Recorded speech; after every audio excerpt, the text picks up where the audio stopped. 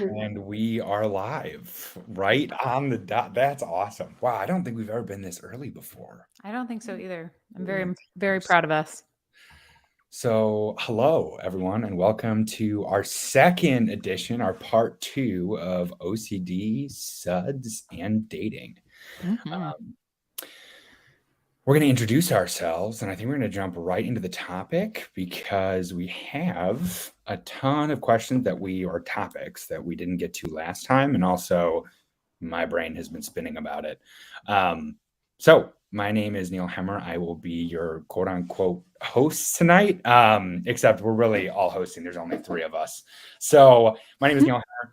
I am a child and adolescent counselor for trauma. I have had OCD since the age of 13. I have been in recovery from alcohol for almost 2.5 years, or I think it is 2.5 years. I don't know. March 10th, 2020 was when I quit for the goodsies. So, yeah, I'm here to talk about everything recovery and OCD related because OCD obviously still affects my life on a daily basis. And this is a cause that I care a ton about. So, whoever wants to go next, Well, feel free. can I make an announcement? Because Please. this is Rachel's first one. So if anyone comes like with any sort of frequency, they'd be like, "Who's Rachel?" Well, Rachel's awesome, and you're gonna be glad. You're gonna know who she is.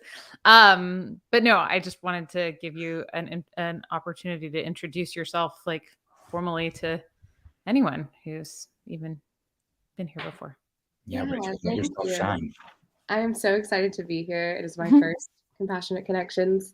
My name is Rachel Carlson. I am a social worker and therapist in Maryland. I work in a community mental health center in a co-occurring clinic. So I see mostly substance use disorder, co-occurring with severe mental illness. And I've had OCD since I was very, very little. And I've been in recovery for quite a bit now. And yeah, I'm really excited to be here. Thanks for having me. Absolutely. And I'm Lauren Rosen. What? I just thought you were and I'm Lauren. You gotta know. You know. No, I wasn't in that way. I was like, oh, and like over here, meh. Um, so I'm a licensed marriage and family therapist, and I also have OCD, and I'm in recovery from a substance use disorder, and that so the fact that I specialize in treating OCD and I work with co-occurring substance use disorder, and I have both of these things makes this cause one that is very important to me. So I've been in recovery from my substance use disorder since 2005, which seems like not possible, by the way. I'm in 4 days, I'm not going to have had a drink or like a mind altering chemical that wasn't prescribed to me for like 17 years. Holy Wow. Is shit. that weird? I mean, it's impressive. I don't It's think it's weird. I incredible. think I think it's Thanks. impressive.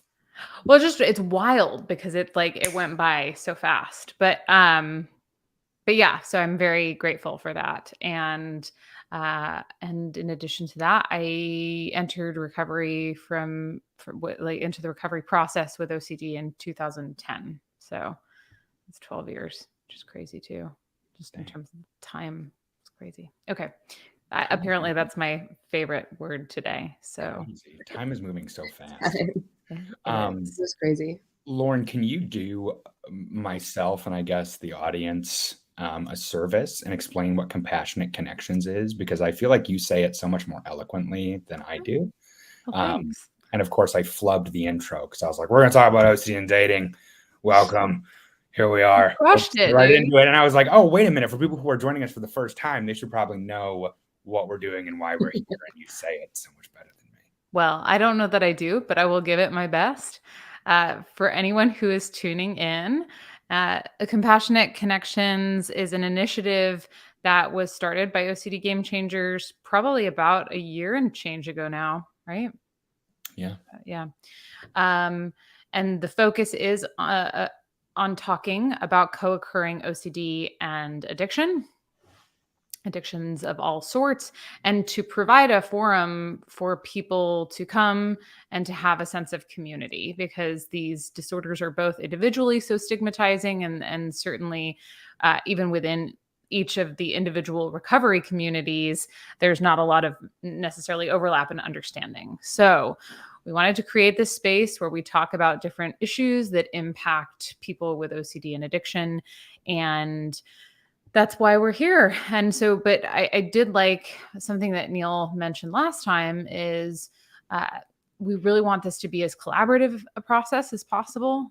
We want people to comment as they're comfortable and to be a part of this community. This is not about us. We're here because we're happy sharing about our lived experience or our work experience with these things, but this is for you guys. So I like that because, right, I feel like being on a screen and having any sort of audience whatsoever, right?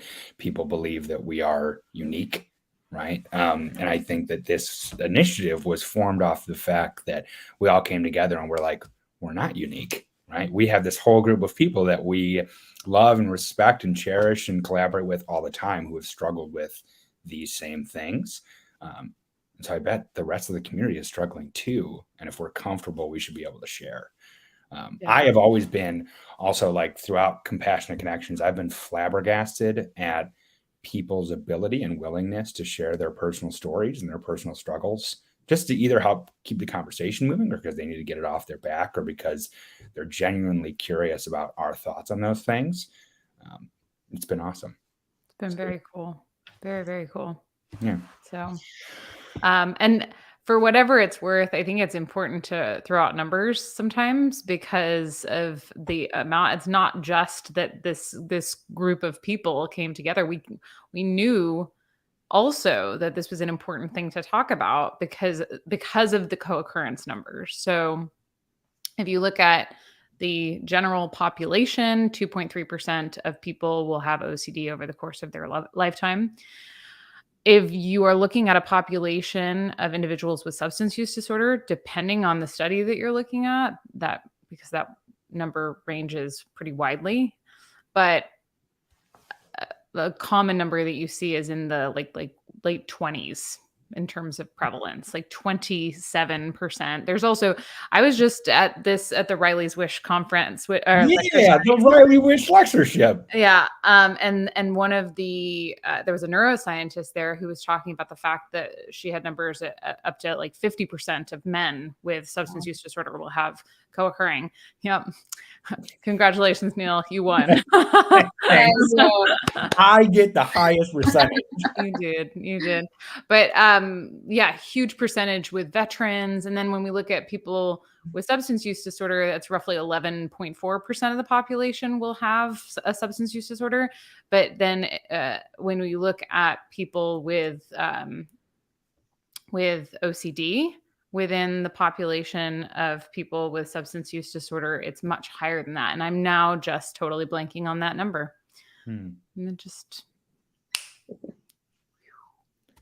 Sometimes that happens. It's Monday. It's Monday. If I remember, I'll share. I'm also going to eat while we talk. Sorry to be rude to anyone who's watching or to you guys, but that's what's... No, I'm very excited, and I really hope that triggers someone in some way so they can face their anxiety on this fine Monday evening. So we're here to talk about OCD and dating and dealing with all of those things, right, while also trying to find a partner in life. I will bring to attention, I promoted this on my Facebook, and then like a horde of middle-aged people came to my defense and was like, Neil, you are a gem. I can't believe you are single. And I was like, yeah, I know. I am. So apparently my promotion made it seem like I'm sad that I'm single, which I think we're going to talk about that tonight. I think some days are harder than others. I think some seasons are more difficult to be single in than others. But I also want to stick to my values when dating, right? And when I was thinking about this, I'm also playing with a fidget toy because I'm a child therapist. When I was thinking about this and I was thinking about the reaction I got on my Facebook, and I was thinking about how many people were like, what? There's no way you're still single. We love you.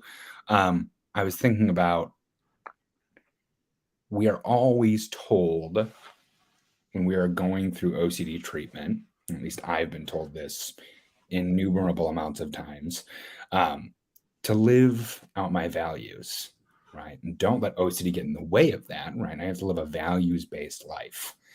So I spent so many years figuring out what my values are and what they mean to me and how they're fluid and how they're rigid and right, all those kind of things. And I was thinking about what it means to be dating in a values-based way. I wanted to know if you two had any thoughts on that. I think that I love that you brought that up. That's way cool. This is just where my brain naturally goes. It's really exhausting. I'm glad that you think it's cool because it's a nightmare for me that always my brain is just like. Beep, beep, beep, beep, beep, beep, beep.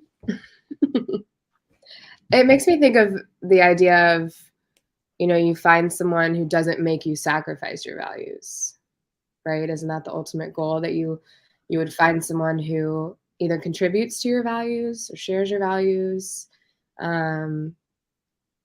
but who doesn't make it so that you have to choose between one or the other, who really strengthens them. That's what that made me think of. Yeah, I love that. I think that was when I was dating, that was probably how it would have applied if I could go back now. And actually, I think it did toward the end of my dating. I was so anxious about finding the person to spend my life with that I was constantly like just trying to figure it out. And I missed showing up as the kind of person that I wanted to be when I was dating. And do you know what I mean? Like from an acceptance and commitment therapy perspective, values being these qualities that we're able to bring to any set of circumstances. My framework was really self-oriented and selfish. It was like, oh my gosh, but this person's not going to be here. And if I don't, versus, okay, well, how do I show up to this? And how do I be the best date that I can be? Like, how can I ask more questions, and whether or not I ultimately decide that this is somebody I want to go on a date again with, which oftentimes the answer was like, I'm good, but the whole process of dating was so outcome focused for me, which is so counter to the focus on values, which is we have no control over the outcome, but we have control of how we show up to this process. That for many years, I was just, nope, this has to happen. And, not that I was acting in like a really mean or cruel way or anything. I wasn't present to it in the way that I wish I had been. Can you speak a little bit more to that? I think that's really interesting because I think a lot of right, and if we're talking about OCD and dating specifically, right, being outcome focused and having this singular goal in mind, right, and anything that deviates from that goal is unacceptable, right, in some way, shape, or form. Yeah, what did that look like? What did that look like to be so not present with your values and also dating? Yeah. Well, I think I spoke to it a little bit last time. I may or may not have, but I was, there's a reminder on my computer. You're welcome, guys. That's aggressive. So, I was constantly like, oh, did they text? It wasn't like, or is it the right time to text? Or if I text, am I being needy? Or am I being, are they going to think of me in a certain way? Or are they going to be weirded out by me? Versus thinking to myself, I was trying to manage and control and sort of not my brain was here, but manipulate the situation. Like I didn't want to, and I rarely played the game anyway, but it was never like that. The constant noise in my mind was, is this going to happen for me? Is it not going to happen for me? And so when I was thinking about, I'm taking the example of reaching out, when I was thinking about reaching out versus not reaching out, oftentimes I wouldn't because of fear. But if I had been acting out of a place of my values and I'd thought of a person, I've been like, hey, it was really nice hanging out. Or, oh, this thing happened today. And, it reminded me of what we talked about the other day, right? Like it would have been coming from I want this person to know that they're being thought of, which is I want to embody kindness and compassion, Inclusivity. thoughtfulness, right? These are the qualities that matter to me. But I was so worried that being myself, that's real though. I was so worried that being myself would result in not finding somebody who cared about me, that I was like, I don't know, like, and I wasn't being myself. I see this in my clients too. I was scared to be myself. I think that's a very common feeling, though. And I think especially in people who, I mean, at least speaking for myself, when I was trying to date while I was in the middle of my drinking, well, one, it was just horrible and I was atrocious, right? I was an atrocious human being and I have no problem admitting that. Now I have no problem admitting that now, right? When I was in active addiction and still trying to like find the love of my life and dating different people, of course, everyone else was in the wrong and I was awesome and yada, yada, yada. But I was an atrocity, right? So, I think this idea of being yourself is hard when you have, raging OCD and raging addiction at the same time, right? And of course, we can get into the minutia of, should you be dating while you're in active addiction? Should you be dating while you're in the middle of an OCD episode? I think you should, but whatever. That's a personal choice. But I think the sense of self, the idea of who am I, right? Teasing both of those things apart or without being able to get rid of those things at the moment, right? Who am I? And then, of course, there's the extra special. Rachel and I were talking about this before you hopped on in the back of the studio. Another thing I was thinking about the other day was rejection sensitive dysphoria. RSD, rejection dysphoria sensitivity. It's RSD. It's You got it right the first time. All right, cool. I try to get things right sometimes. And how I feel like a lot of people, right, who suffer from OCD and especially suffer from addiction have a lot of underlying rejection sensitive dysphoria. That's gonna be the hardest word I say all night. And that, if someone does reject me, right, it's tied directly to my worth. And I'm going to do everything within my power to avoid being rejected, right, in whatever way that presents itself. So I think that's interesting that, it was so scary to be yourself because you thought that was going to lead to, rejection. Yeah. Yeah. And you're so right. I'm curious what your thoughts are on all this, Rachel. Yeah, I think, I was just thinking about myself, and part of my OCD was worrying about what other people thought. So that was pretty natural. But when it comes to dating, there are these unspoken rules almost, of, like you were saying, who texts first and how soon do you text and all of that crap that doesn't matter.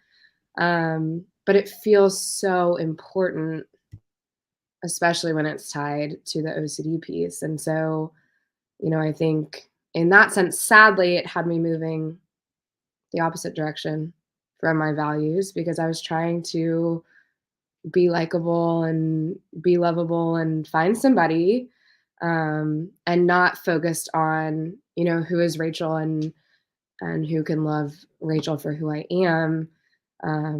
And sadly, that got very tied up in my OCD. And luckily, I made it out, and have been able to unwind that. But that's sort of what I was thinking of when you were talking about the rejection sensitive pieces. I would imagine for most people, it gets really tied up in the OCD themes too.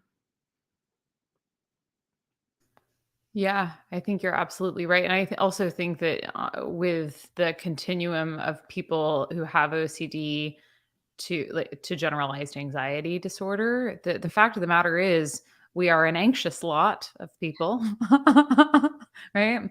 Most of us don't get anxious about just one like obsession. It's like all of a sudden, oh my gosh, we're doing this now. Well, I should probably figure this out. And, not with everything, but with a lot of things. And so, you start dating, and man, is that there's so much uncertainty and so much opportunity for anxiety to get scrubby little myths all over it. So I much think. uncertainty. Yeah. So I like the fact that you're saying that, your concerns about how other people viewed you within the context of your OCD really showed up in the dating sphere. I think that that's probably true for a lot of people. I am so curious about how many people with OCD have that come up in dating. And I could almost see it becoming its own little subtype, right? Like dating obsessions. Because that, if I look at it through a clinical lens, that's absolutely what I was experiencing. It was a big what if, and it was a what if I never find anyone. And let's do everything that we can to prevent that. Yep. Values or not.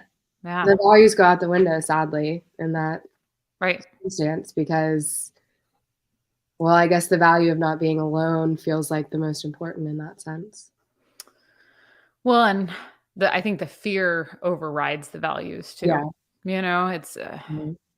It's tricky. And it's not like, for anyone who's watching, it's not like I was a total jerk to everyone. Like I wasn't all of a sudden acting totally contrary to my values in a way that one might think of it from an exterior. I don't know that anyone would have known necessarily. Maybe they would have, but like the most relevant piece was that I wasn't showing up in a way that I wanted to show up. Do you know what I mean? Like that, and that it became that there was no, I couldn't walk away from it and say, I'm really proud of how I handled that, regardless of the outcome. I walked away and I thought, it didn't happen. There's something wrong. I need to fix that. Do you know? Mm-hmm. Yeah. So, one of the things that we talked a lot about last time was like the vulnerability piece. And I figured it might be interesting to get Rachel's take on that, because hers might be different from our ponderings about the challenges associated with vulnerability. And I went on record as saying that I hated dating. Hated. Wanted to drill my eyes out with pencils rather than date. So I'm curious. I actually remember it was one of those moments where I remember exactly where I was sitting when I heard you say, I hated dating, because I was like, me too. I absolutely hated it. It felt like just a constant stressor, really. It felt like, whether I was on a date or not, there was something to be worried about. There was something uncertain. Maybe there was something I could control. That's what it felt like. And definitely not my favorite thing. Vulnerability doesn't bother me too much, but I think the biggest thing was, when do I tell this person that I get anxious? Or when are they going to find out that I get anxious? That's what I was most nervous for. And that kind of relates back to well, what are they going to think? If they find out that I have this diagnosis, that I struggle with so much anxiety on a regular basis, how is that going to change, how they view me? And so I don't think, I'm trying to remember, I think it took me quite a while to disclose certain things, which I don't think is necessarily a bad thing, right? It's different for everybody. But it definitely wasn't something I wore on my sleeve. And yeah, I can't really remember like what else you guys covered with the vulnerability piece, except that one moment of I hate dating. And I was like, it wasn't my favorite. Well, and I think you got into some of the other stuff that we talked about last time too, which is the disclosure piece, which is so interesting, like how do you, when do you, the concerns about being viewed a certain way. And that's certainly one way in which anxiety and OCD can push the exposure and or not exposure, it's push the disclosure in one way or another, but it can also be that sort of, and I mentioned it last time, I think the propensity to compulsively confess is also on the opposite end, is like, I'm just going to tell everybody everything all at once so that nobody's under any misapprehensions about the kind, like who I am and what they're getting themselves into. Which that's a little overwhelming sometimes. Neil's straight calling himself out over there. Dude, I found out that's not a good tactic. I have found that out over and over and over again. Tact needs to be used, I think, just a smidgen. I'm not a very talented guy, and I don't ever pretend to be, but I think like a little bit of tact needs to come. But it's hard. I mean, it's also hard, I think, with people who are like in the OCD advocate world, especially because you literally just like Google. People have like matched with me before and been like, oh my God, I love the work you do with the OCD community. And I'm like, how did you know that? And they're like, you just Google your name. And I was like, yep. Yeah, immediately know. So yeah, I also think it depends. There's factors upon factors upon factors, but one of the things that is, how healed are you, right? How healed are you from your OCD? I mean, and I guess it depends, right? Like, how do you heal from something that horrible and that lifelong, right? But I think there's a difference between trauma dumping, right? And then also like just tactful, hey, this is who I am as a person. This is a part of me, right? It doesn't affect me right now, but this is something that I want you to know that you're getting into, right? Instead of just like, man, I'm like super anxious all the time, by the way. I get why someone would be like, I don't know if that's something that I can get into right now. Cool. You know? Cool. Cool. Yeah. Well, and I get, yeah, of course. And I think you're going to want to develop like intimacy over time, and that's a natural part of that progression. But I don't even think of it as, especially given the caveat that you're in some form of recovery process, I don't think of it as something that I'm bound to disclose. I disclose it, right? Like I do it because I want to create a sense of intimacy. I want to trust this person and have, right, if I'm going to share my life with this person, in theory, depending on your goals of dating, but that's what you're dating for, then yeah, they're probably, I'm going to want them to know that. But it's not because, oh, you're getting yourself into something, because everybody is getting themselves into something. Actually, okay. So can I like side note, kind of veer a little bit? Please. So one of my favorite articles, it's a New York Times article, by, oh my gosh, why can I only think of the name Johan Hari right now, which is not this person's name. Johan Hari is great. I'm reading a book by him. He is a great guy. Yeah, he's a good guy. Awesome. But no, that's not his name. His name escapes me because that's where we're at today. But it's Monday. The name of the article is something to the effect of why you're going to marry the wrong person. Yeah, it's like a very provocative title. It's like, wait, what? Love it. But it is a great article because basically he talks about the fact that there is no right person, and that he says, it's got a line. I've read it a number of times because it's an article that I think is really helpful for reorienting people with our OCD who are like, I want to have the perfect person, to something a little bit more reasonable. And in it, he says something to the effect of, in a more civilized culture, we would all sit down at the very beginning of dating and tell each other what our baggage was. Like we would just unpack it and be like, this is my baggage, right? And what's your bag? Like, so that we can see whether or not our baggage fits with one another, yeah. Because everybody's got it. So, and I guess that's my point, is like, I don't feel like, oh, I have to do that any more than somebody would have to come up and say like, I'm a really stubborn person, by the way. You should just know that about me going in. Really, like, yeah. I do tell people that. Am I not supposed to be telling people that? I'm super stubborn. And it's true. You gotta sandwich it with a good thing too. Oh, like a compliment sandwich. You got to be A like, sandwich, but yeah. gotcha. I'll really care about you and cherish you and think about you all the time. By the way, I'm really stubborn. That's good. But you look beautiful today. Yeah, I think you look beautiful today. By the way, I'm stubborn and I have OCD and I'm a recovering alcoholic. And, yeah, Oh my gosh, you hate that term. Why did you use that I again? do. I feel like anytime I am talking about my past drinking in like an audience, I revert to alcoholic. I revert to that phraseology, which is just bad because I would never identify. Thank you, Lauren, for calling me out. Oh, you're welcome. I wasn't trying to shame you or anything because I No, I never used to go to feel. meetings where I called myself an alcoholic all the time, but I don't feel shame around you. That's not a portion of our relationship. that's good. That's because we have a compassionate connection. There it is. They said the thing. They said the name of the thing in the thing. In the thing. Wow. Amazing. Wow. My favorite Family Guy bit. Oh.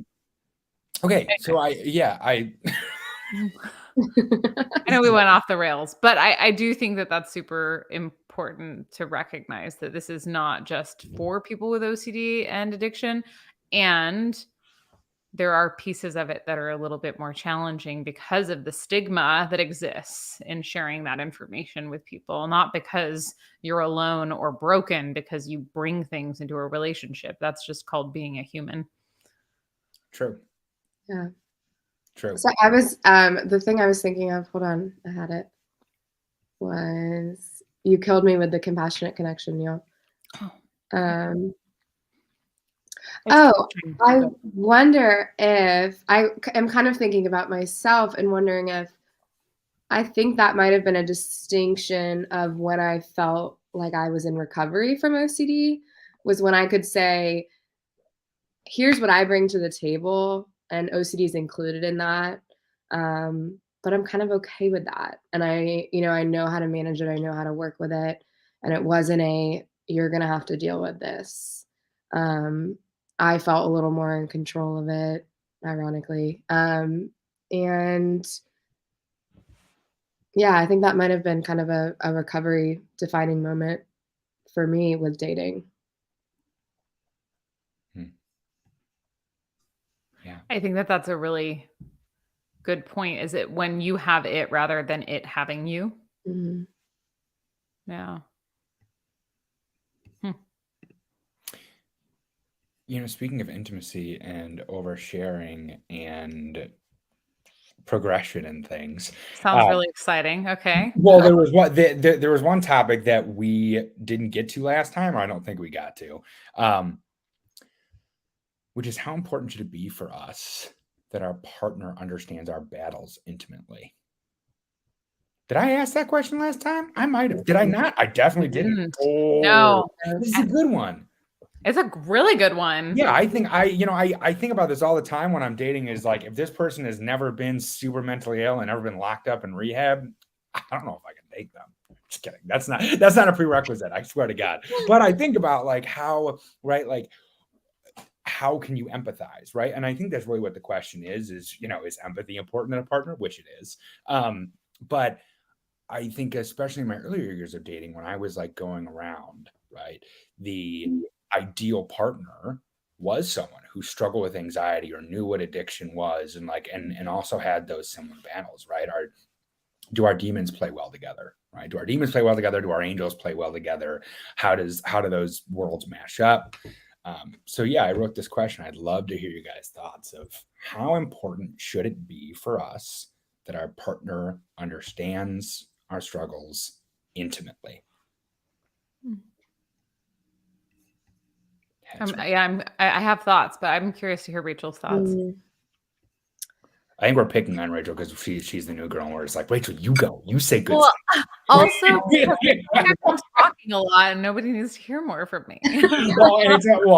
No, but to be fair, also that is why we brought Rachel on, because we love all your wisdom and your insights. Thank you. I love hearing you guys go back and forth. It's very fun. Can you ask the question again, please?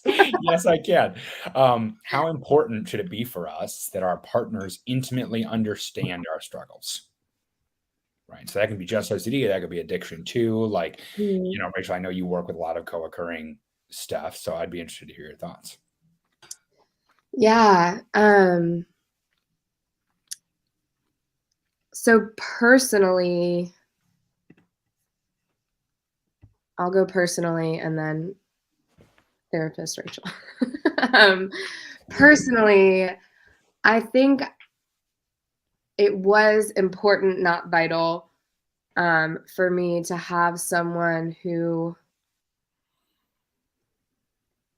could understand struggle. In that sense, I think almost everyone can. It was more important that that person was able to be vulnerable about it and discuss it. Like, could they really come to terms with something that they've struggled with in their life, admit it, and maybe get help for it if they needed to, rather than someone who might, ignore the issue, avoid working with it. So I think I was more worried about how did they approach their own challenges? Did we approach them similarly? But I didn't feel it was super necessary to have struggled with the same exact issue, OCD wise. Definitely needed someone who understood anxiety and how you can get stuck in anxiety in general. Um, Therapist Rachel, as someone who does not have a substance use disorder, I think that's a whole other ballgame. I think it would be very difficult to date someone either who's actively using, um, or who doesn't necessarily understand the importance of recovery or of sobriety, for you. And so I think therapist Rachel is really kind of on the other side of things. I think I do kind of warn people it would be incredibly difficult. And I think a lot of this is a whole nother question, but a lot of dating cultures surrounding alcohol, surrounding, drug and alcohol culture, going out. And so, yeah, I don't have a really good, like, smooth kind of narrative on that. I think that it could change issue to issue, but I'm curious what you guys think. I would say so. All right, wait. I just want to time out because I think it's like it shows to me the intimacy we have in this room because I feel like I wrote all these questions like a month ago, but this happened last time too, where you guys would like Lauren or Sean would shoot something back, and I'd be like, "Oh my god, that's the perfect segue to my next question." And Rachel, you just segued perfectly into the last question I have on that list. The running one. I just think that's so funny. But Lauren, yeah, I would love to know your thoughts about intimate struggles and Rachel. I like the dichotomy, right? Of like one part of my brain, I totally see where that's like not really important, or it's not vital. Right? It's not vital. I just want them to understand or be emotionally intelligent, right? There Um, it is. Yeah. yeah, but on the other hand of it, especially from the addiction counselor side, right? You're like, well, yeah, I would really warn against that. That's interesting. Yeah. Or I Lauren? think it'd be very hard in early recovery. Yeah. I think so too, in particular. I think that's such a good point that you brought up is that if there's somebody who's, especially if they're very invested in substance use, Mhm. right? And you're in early recovery, that's going to be really tough because there's, going to bars and all of that is not something that's easy initially. Mhm. I think I want to speak to it from personal and professional experience too. I guess I'll go in the same order that you did. Um, so from personal experience, and I mentioned this during our last live, my husband is super neurotypical. He doesn't have a diagnosable condition. He's, and he's actually, I mean, he's been to a couple therapy sessions, but he's never been to therapy. So, um, which was different for me Mhm. because but he is emotionally intelligent, and that that was something that was really important to me. The fact that he could say early on, like, thank you so much for being so vulnerable. I was like, oh, you know what vulnerability is? That's very good. Right. Like, Yeah. I think a lot of people are just, that's not something that they're necessarily attuned to. But I think that the answer, as with many things with dating, is that every quality that somebody has comes with pluses and minuses. And in theory, are there, and not even in theory, in reality, are there moments, and I even tell TJ this, I'm like, I wish sometimes that you had this understanding of what it's like from the inside out. At the same token, I know that if I had that piece, I wouldn't have the counterbalance to my anxiety. He is very methodical about how he approaches life. Uh, he moves slow, a lot, not like he's dragging, but he moves like slowly through He's a things. snail.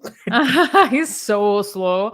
No, um, but it's sort of like we joke that I want a Vespa. So this is like a side note. Like I think it would be really great to have a Vespa someday. And he's like, Lauren, you're out of your mind. You almost break your leg like walking to the sink in the kitchen, right? Like because I am quite clumsy. At least he So knows you so well. Yeah. yeah, he's like, that's a really bad idea. And he used to be a pilot, so he's very like the opposite end of this. But I think that I'm kind of like a whirling dervish or a tornado of sorts, and he's which means but I am efficient, right? Like I get things done, but I'm also like moving a million miles a second sometimes, and then things fall through the cracks, and I'll like break something or mess something. Versus he, on the other hand, is a little bit more methodical, a little bit slower, and a lot bit calmer. And he brings that to the relationship. So you don't get both. You don't get the person who's super anxious or who understands the experience of being super anxious and the calming influence of like, okay, well, we're just going to take it one step at a time now, right? Like that's not usually how it goes. So I don't think that there's a better or best practice here. I think it's about, okay, is this person the person that you want to grow with, that you want to be on this journey with? There's another fun notification on my computer. You're welcome. Is this the person that I'm willing to do the work with? Knowing that they're not going to be every single, they're not going to have all of the things that I might want, like to your point, having an intimate understanding of what it's like to have mental illness or to navigate that.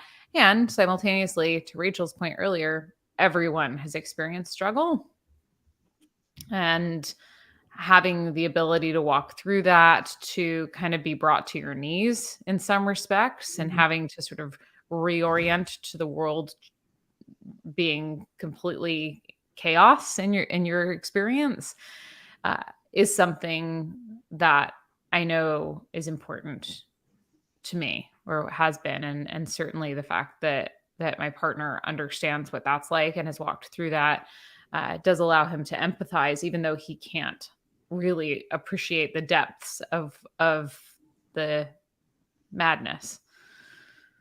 Yeah. From a clinical perspective, actually, I think I would say the same thing.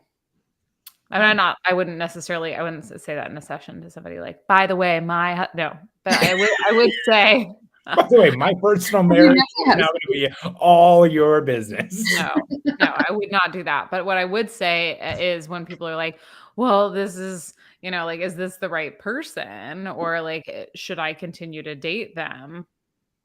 I would say, well, there are pluses and minuses both ways. So, make a choice, see what happens.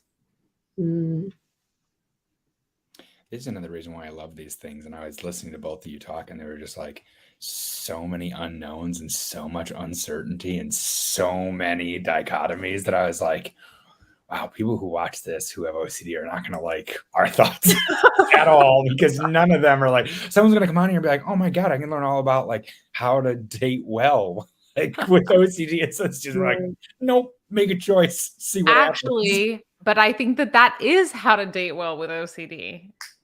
In fact, I think that's how to live well with OCD. I'll go a step further. Make a choice, see what happens. I love like that. Bumper sticker for OCD treatment. Experimentation. Yeah. Yeah, I saw a quote recently that said, failure is simply an opportunity to start over again, but more intelligently. Mhm. It's true. Yeah. You see what happens, and you dive in. And when does it become failure as opposed to an attempt? Right? It's just when you have some sort of success that you then say like, oh, well, that wasn't the time that I made it, like. Yeah, that's true. What's the last question though, Neil? I'm very curious. Oh, so the last question I thought of like 4 weeks ago was, where can we meet a partner when we no longer hang out at our old regular spots? And I think I was thinking specifically, well, this is the follow-up was either because they're triggering for us or because those venues no longer serve the same purpose as they once did. And Rachel, what did you say that made me think of that? Oh, how dating and dating is inextricably tied up with like drug and alcohol culture, right? Mhm. Like, oh, you want a first date, you meet at a local bar, or you offer drinks to loosen each other up, right? Yeah. Or you go to a concert venue, right? Whatever. And I think about, well, I was especially thinking about this a lot when I was in early recovery, like early, right? Technically, 2.5 years is still pretty early recovery. And I'm finding that out more and more by the day. But well, I had this thought recently, and the whole world can know this thought, but you two can also know this thought, that I was like, I think I thought the world ended when I got sober. And I was like, I was meditating on Saturday, and I was like out doing this like Pride Fest thing, and I was tabling and I was meditating, and I was like, oh my God, I haven't been living for like 2.5 years because I thought that the world was going to end with COVID, and I thought the world was going to end when I got sober. And I've been doing things to further my life, but I haven't been excited about the future since COVID hit, which is when I got sober. So I just think that's interesting. But when I was in early recovery, I was thinking all the time about when I went on dates, where would I go? Because I'll go to bars with my buddies, but like it's usually bars that have stuff to do, right? Like usually there's like games, or there's a concert going on, or there's like something, right? If someone's like, do you want to go to a bar? I'm like, well, no, they just have like different liquid than I have at my house. And like the liquid at my house is fine. So I don't need to like go to a separate building and pay an absorbent amount of money for different liquid. That makes no sense to me. So like when people, especially on dating apps, and God, we're gonna have a part 3 of this, but especially on dating apps, when every prompt is like, first round is on me, if second round is on you, if like, oh, what do you buy for the table? You buy shots, right? Where do you want to go on a first date? Drinks, right? That's like, I swear to God, 87% of people that I'm making that number up. I haven't done an actual peer-reviewed analysis, but viewers, but like 87% of people I see, like first date, drinks, like that is the message is, that it's inextricably tied to drug and alcohol use. So yeah, what happens, right? How do you date when either it's triggering because you're OCD to go to that place, or it's triggering because of your old using habits to go to that place, right? How do you date? How do you explain that to people?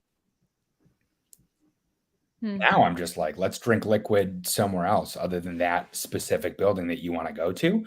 But I'm 2.5 years into recovery, right? This isn't my first 2 months of being sober. Yeah. That's so interesting. I think part of it for me, like, I can't remember an early sobriety. But I will say that as time went on, I would just let people know up front that I didn't drink. I wouldn't necessarily tell them why, right? But I would say, like, well, especially because most people ask. Speaking of the culture around alcohol, right? Like, well, why don't you drink? Is if you're not, if you're like, I ordered a Diet Coke or whatever, they're like, everything okay? I'm like, yeah, believe me, everything's a lot better than it used to be. Yeah. Do you have a tummy ache? Is that why you ordered a seltzer water? No. I mean, unless you want to end up in some crazy situation, it's probably best that I stick with this. So yeah, I don't know. That's We talked in one of the groups I lead a couple weeks ago about like redefining fun, like what becomes fun when we're in recovery, because maybe going out was fun, and people are convinced that they won't have fun, that recovery, recovery is the end of the world, and it's, you just gotta find new ways to do it. So somebody said a perfect first date would be going to like a Six Flags, something like that. And I love that because it would be fun. It is, low on the triggering. I don't know that they even serve alcohol. They do. They have to. I'm sure they do. Disneyland doesn't, but Okay. Disneyland doesn't?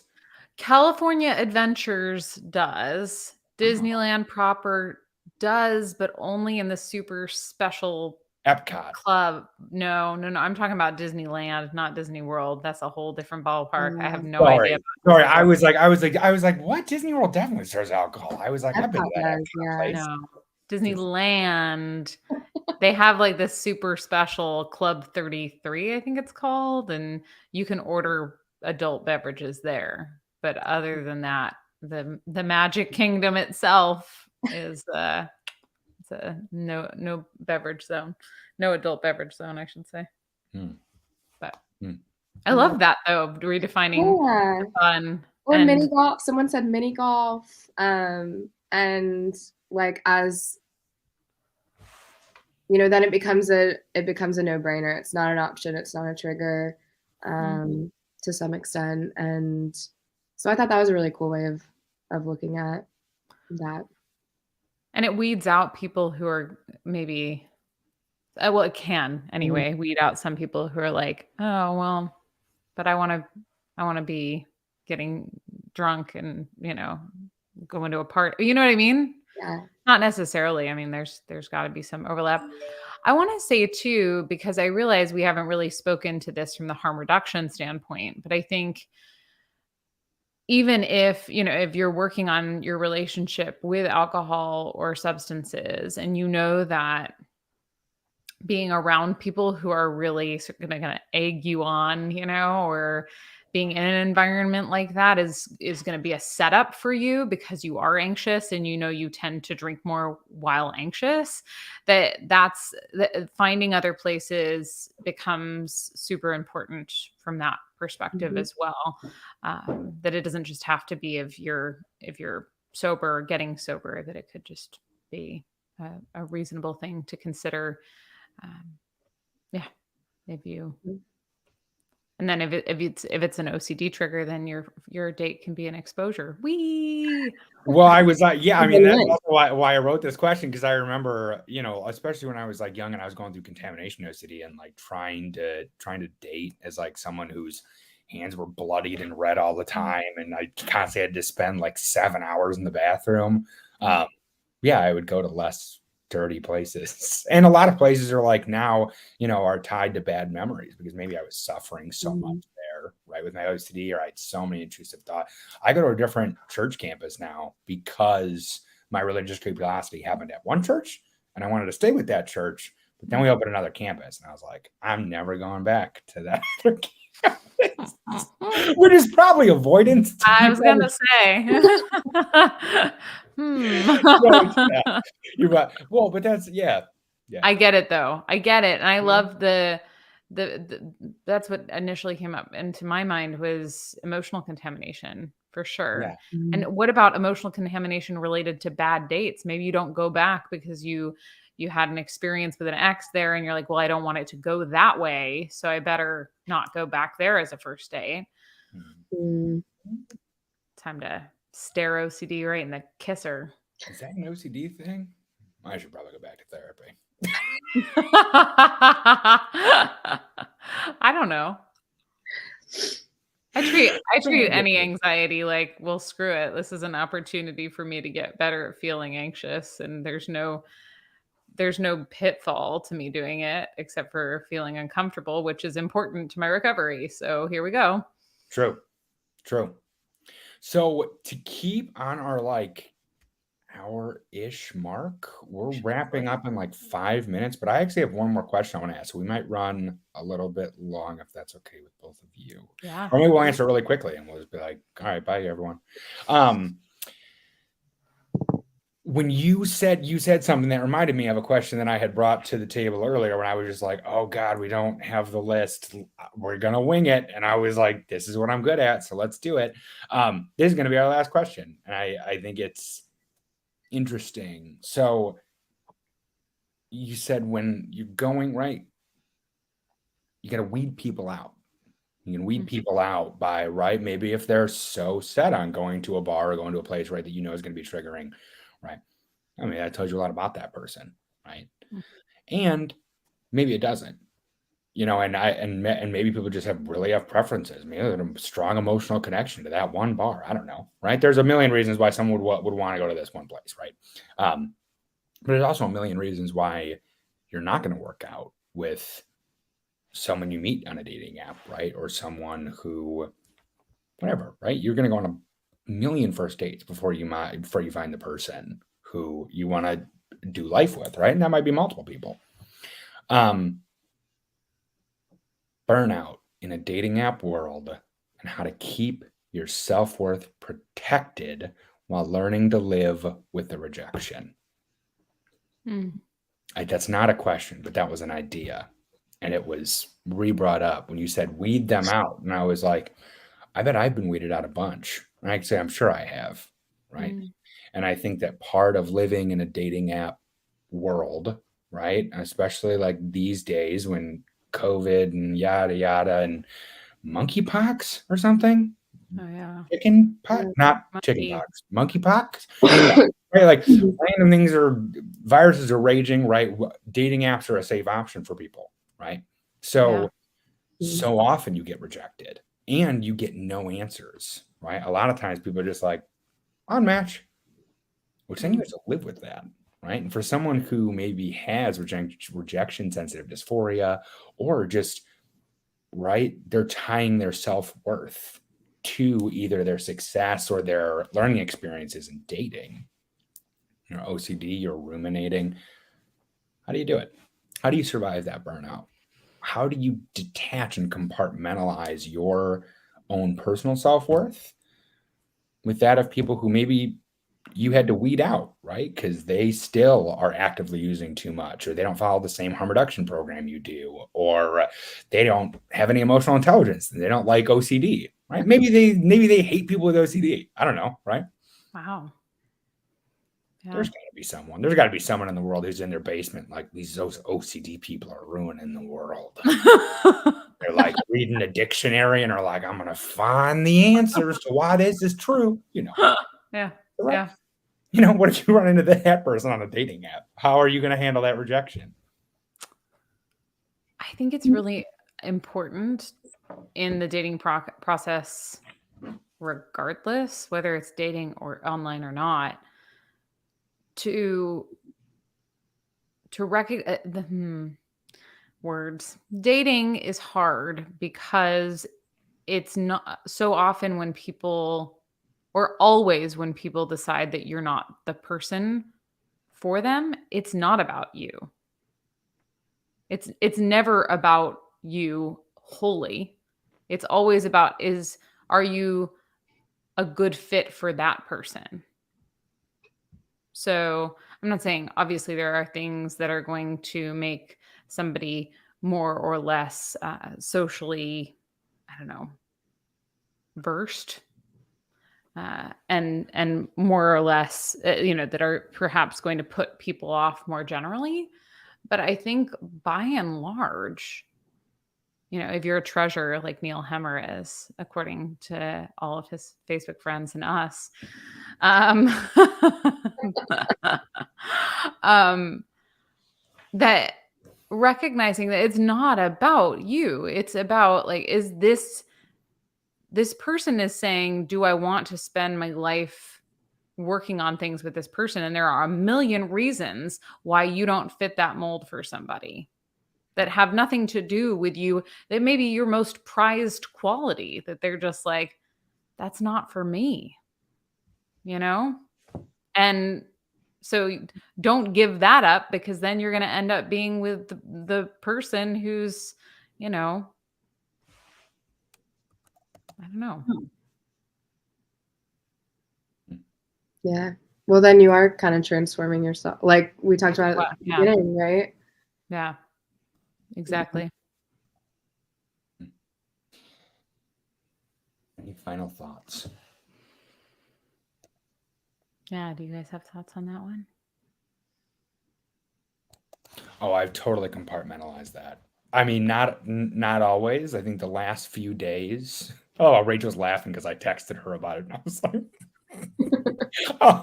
but the last few days have been tough, and it ebbs and flows, right? And I was actually talking to one of my other friends about this today, one of my coworkers, how I wish my relationship with dating was just steady. Like I wish my feelings about it were stable, right? I wish I could just be like, because some days I'm like, I am so cool with being single, right? And I'm totally fine, and I am living my values-based life, and I'm having fun dating, right? And other times they're just like, oh God, I'm gonna be alone forever, right? And then I have to like vacillate back and forth between those two things, right? Because I don't think at the core of me I feel that way, but I think it has become very clear to me over time. And I think the longer I date, and especially date casually without like this end goal of the one in mind, compartmentalizing my self-worth from that of a partner who just doesn't see what they want in me becomes easier, right? Because I think it's important to ease yourself into rejection. I don't think it's smart for anyone, no matter how ironclad their self-worth is, to like jump in and be like, I can't wait to get rejected, right? Because no one likes rejection. Like no human being likes to be told that they're not the person, or they're not up to snuff or whatever, right? But I think easing yourself in rejection, the longer I date and the longer I find things, right, in other people that I'm like, oh my God, you're like so wonderful, right? But you're not the one for me, right? It has nothing to do with their worth as a person, right? And so I think also examining my relationship to those thoughts, right? When I'm rejecting someone, right? When something isn't working out for me, and my relationship with those thoughts, like if I was maliciously like, man, I can't wait to crush this person's self-esteem. Wow, they deserve it. They're a piece of right. Like then I'd be like, oh my God, people are thinking that about me and are just maliciously rejecting me all the time. Right. But that's not the internal process I have. The internal process I have is way kinder and way more about my limitations or my wants and my needs than anything to do with them. Yes. Yeah. And I realized that we're just like, for someone who has relationship OCD, we're totally just giving them a video to replay over and over again and get reassurance from. I just realized that as I was talking, and I was like, nah, whatever. This is a free gift to all those people. Except for the fact that it's not, because there's no right answer. There's no right answer. Yeah. It's true. It's the same with the sexual orientation OCD, right? It's like, the reason we're not going to come to an answer is because there is no final answer with sexuality or with anything. You know what I mean? Like that's so just to reinsert a little uncertainty here, because my OCD therapist self could not. Mm-mm. You know, they're just going to clip out the parts that they want and then replay it to themselves, right? Well, you can use anything for reassurance. That's true. That's also true. Nice. Rachel, any final thoughts on just like rejection and tying your self-worth to your relationship and how that definitely intermixes with OCD? That was my big thing when I had like really heavy relationship OCD, was my self-worth was directly tied to relationships. Yeah, I'm struggling with last thoughts. I really think, you know,